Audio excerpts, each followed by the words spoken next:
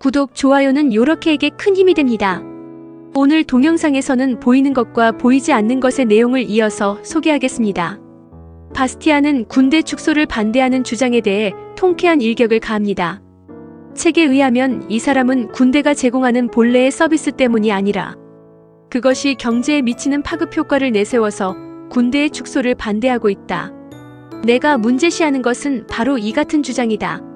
10만 명의 군인들이 있음으로 해서 1억 프랑의 세금을 납부한 결과 납세자들은 그만큼 소비를 줄여야 하며 그것은 보이지 않는 효과이다.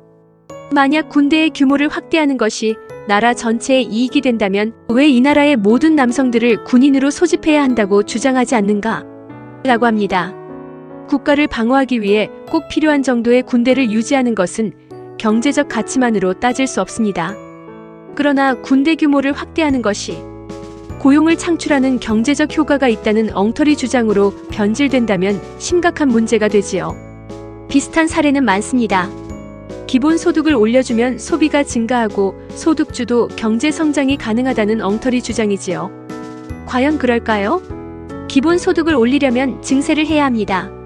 증세로 인해 소득이 줄어든 사람의 소비가 위축되는 효과를 못 본 척한 것이지요.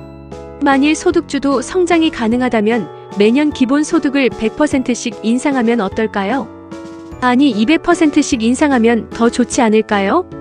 바스티아는 공공사업은 경제적 가치로만 따질 수 없는 경우에 한정하여 제한적으로 시행되어야 한다고 주장합니다.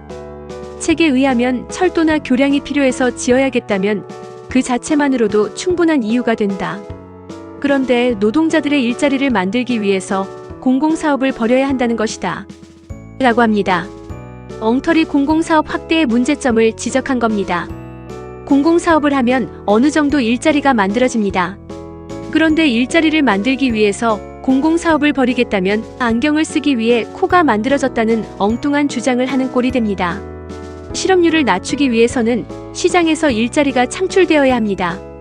국가가 나서서 허드렛이라는 공공 아르바이트를 만들어 세금을 퍼주고 실업률이 내려갔다고 속임수를 쓴다면 망국으로 가는 지름길이지요.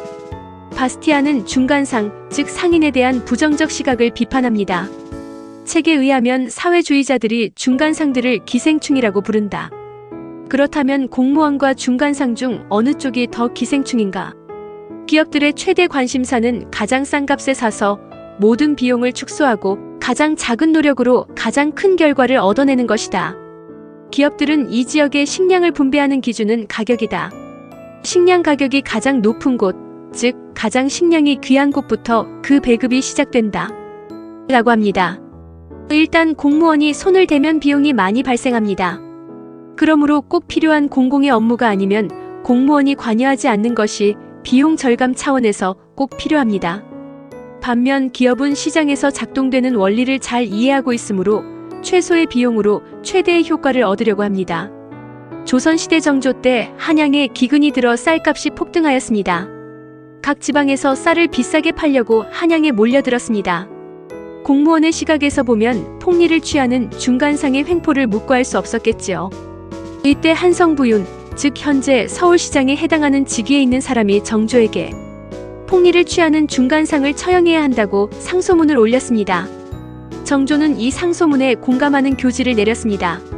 이때 연암 박지원이 다음과 같이 반대 상소를 올립니다. 상인들은 이익을 찾아 돌아다닙니다. 상인은 지방에서 한양까지 쌀을 운반하려면 여러 가지 비용이 발생합니다. 그리고 원하는 가격을 받지 못하면 오히려 손해볼 수 있는 위험도 감수해야 합니다. 그럼에도 불구하고 위험에 도전하는 것이지요. 상인은 쌀값이 가장 비싼 곳을 찾아 팔 것입니다. 쌀값이 가장 비싼 곳이 가장 쌀이 귀한 곳이니까요. 그런데 그런 상인을 처형한다면 어떻게 될까요? 상인은 한양에 쌀을 들고 올 이유가 없어지지요. 그러면 한양의 백성은 굶어 죽게 되는 것이지요. 박지원의 상소를 듣고 정조는 자신의 판단이 짧았다고 인정하고 상인을 처형하라는 교지를 철회합니다. 오늘 동영상은 여기까지입니다. 다음 동영상에서는 바스티아의 두 번째 논문, 법에 대하여 따져보겠습니다. 감사합니다. 요렇게였습니다.